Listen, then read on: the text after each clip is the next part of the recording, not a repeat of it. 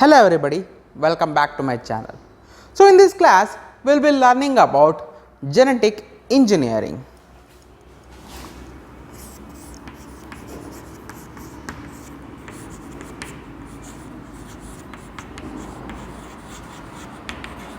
Genetic engineering, genetic is taken from biology as well as engineering from the technology field here.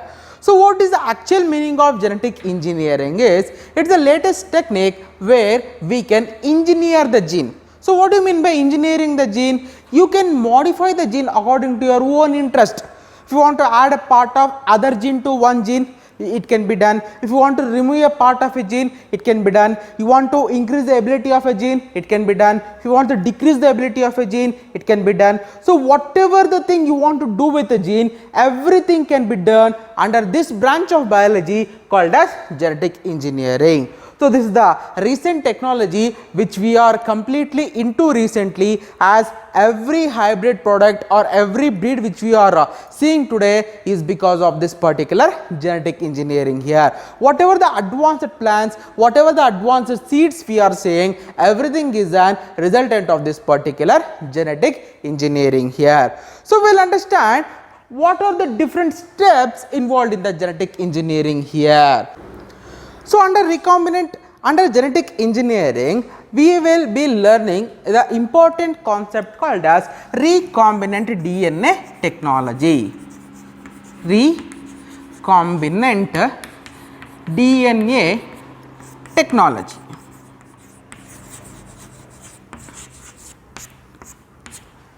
It is one of the technique under genetic engineering. So as the name defines here, recombinant DNA technology. See, as the word names recombinant, we are recombining the DNA here. So what do you mean by recombine? It is nothing but we are combining the two desired DNA. Let's take an example. We have a gene of interest A and we have a gene of interest B here.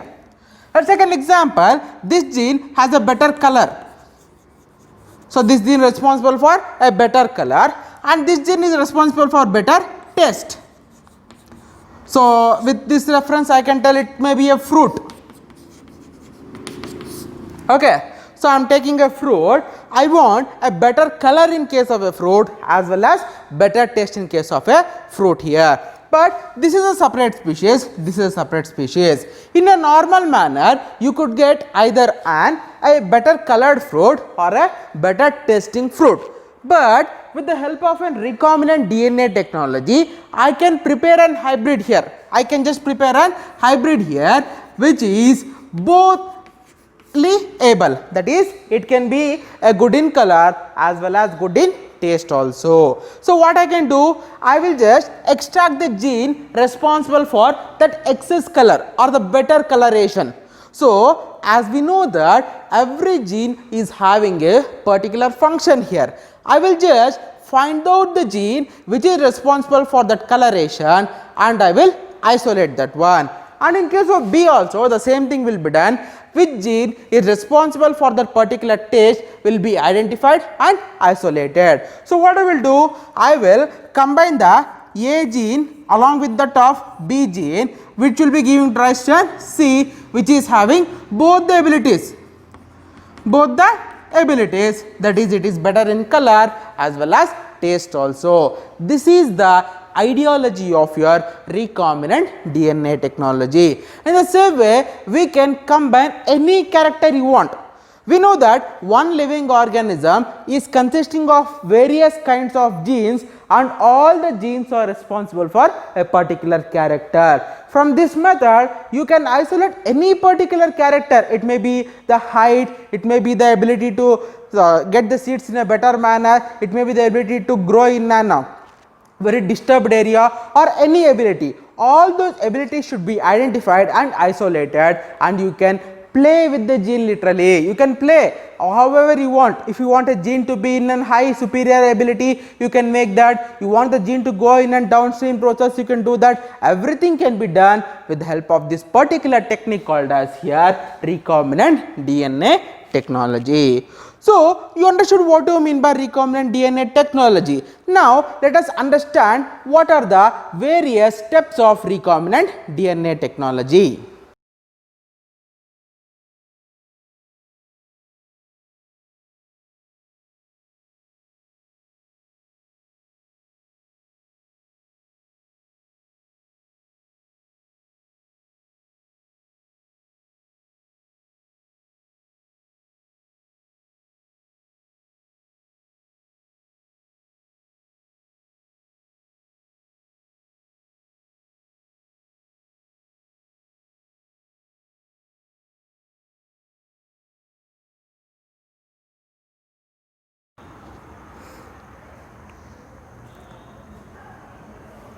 So, here we will learn about the various steps involved in the recombinant DNA technology. I will just brief you out before explaining them here. The first step is called as isolation of DNA. Second one, cutting of DNA by REN, that is restriction endonucleases. Third one, isolation of desired DNA fragment from gel electrophoresis. Fourth one is amplification of gene of interest by PCR. Fifth one, ligation of gene of interest with vector. Sixth one is transformation. Seventh one is cultivation in bioreactor. Eighth one is downstreaming process. So, here these are the 8 different steps involved in the recombinant DNA technology. If you want to undergo a recombinant DNA technology in a laboratory, these are the steps we need to follow here. Let us explain them one by one. First one, isolation of DNA here. So, what do you mean by an isolation of DNA? Here the gene or a DNA of our interest need to be isolated. As I gave the example of a fruit before, let us take an example. I have selected a particular DNA from a fruit here. So, that is what the first step called as. You have to select your DNA of interest, whichever DNA you want to recombine, that should be selected. Second step is cutting of DNA by REN. REN is restriction endonucleases. So, I told you, you want to select a particular gene responsible for that particular character. In the DNA, which part of the DNA is responsible for that character should be identified and it should be cut there. So, that can be cut with the help of an enzyme called as restriction endonucleases. You have studied in your class 12. Next one, the third step is called as isolation of desired DNA fragment from gel electrophoresis. So, once this fragment of DNA has been isolated and you have to put the DNA into the gel electrophoresis chamber, it will be just like your ice cube chamber. Whatever will be hanging in a refrigerator, it will be having combs. The empty spaces are called as combs in case of that plate. In that, you have to put your DNA and you have to run the gel electrophoresis there, where the DNA will be assorted according to their molecular weight. The higher DNA fragment will be, or the DNA fragment with an higher molecular weight will be at the bottom and the lowest molecular weight will be at the top there. So, they will segregate according to their molecular weight here. Then the next step will be like amplification of gene of interest by PCR here. So, next one is you have to select a particular molecular weighted DNA which you have done in the gel electrophoresis there. You have to select one and you have to make it undergo PCR. What do you mean by PCR?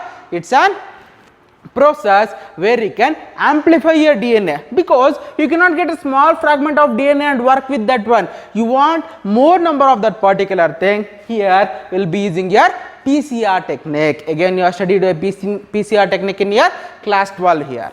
And next one, ligation of gene of interest with the vector. So, what do you mean by vector?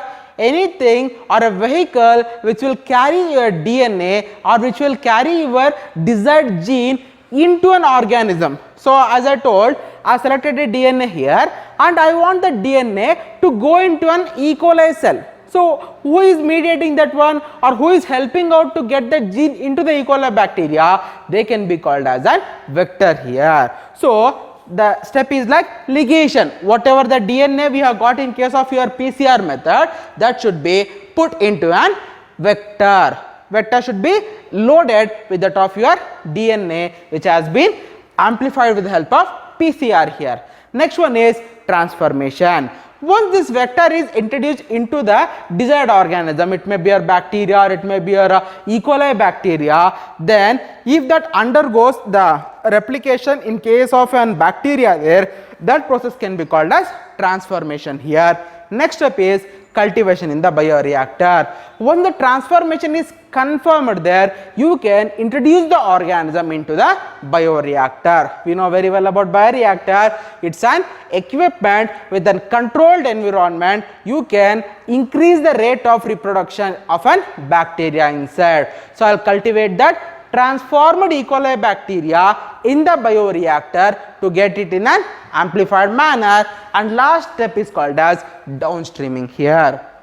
Downstreaming is nothing but the process where only your desired DNA is removed except all the impurities will be taken away. That is the last step called as downstreaming here. So once again you can have a look at your steps of recombinant DNA technology: isolation of DNA, cutting of DNA by REN, isolation of desired DNA fragment by gel electrophoresis, amplification of gene of interest by PCR method, and next one is ligation of gene of interest with an vector, transformation, cultivation in bioreactor, and downstreaming process. So these are the steps we need to undergo.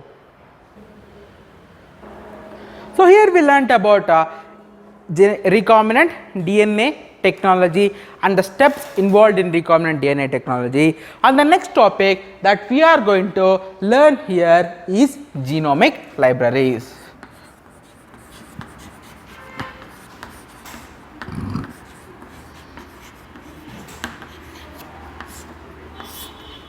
So what do you mean by genomic libraries?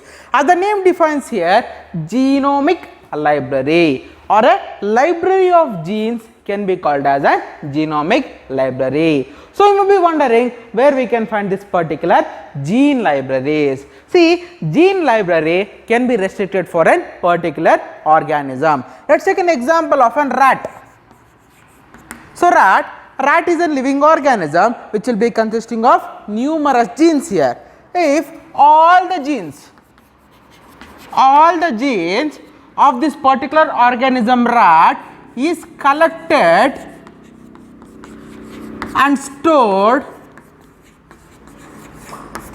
that can be called as a genomic library of rat here. So we can create the genomic library for each and every organism. It may be a human being, it may be a deer, it may be a donkey, it may be a horse, everything. Okay, we can create a genomic library for each and every organism here. So we have learnt about biotechnology near PUC. So with reference to biotechnology, you have got an example of a tomato,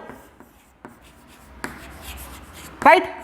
So this is a combination of your potato plus that of tomato. It's a combination of potato plus tomato yielding your tomato here. How did you get that particular thing? We have got an library for tomato and a library for your potato.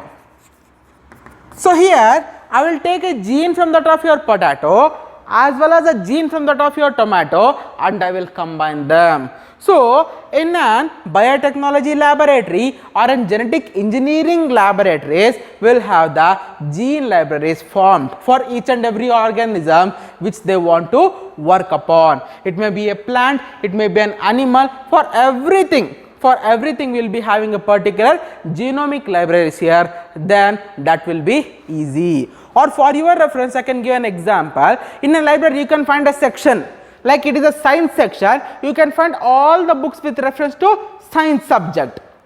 Or in a commerce section you can find all the books related to commerce section. Here the section can be named as a rat section. Here we will be having all the genes, the gene for its legs, gene for its hand or its forelimbs or hind limbs, for its tail, for its teeth, for its mechanism in the body. Every gene will be put forth in a particular section or in a folder that can be called as your genomic libraries here. So, this is what I mean by genomic libraries. And what is the function or what is the advantage of this genomic libraries? As I told you about a tomato here, whatever the hybridization techniques we are following today, for everything we require a particular genomic library here. Every time we cannot go in search of a rat and find the rat, isolate the DNA and do the work. So, if there is a particular genomic library, I can take a gene, replicate or amplify it with the help of an PCR, keep the original gene back, and I will work with the amplified one, so that the original will be stored itself and you can use it for any number of times as you require here. That is the advantage of your genomic libraries here. Okay. So, in this video we will be learning only these two things, and in my next video I will be continuing with your genetic engineering here. And if you like my content, please like my video, share my video, and don't forget to subscribe to my channel. Thank you.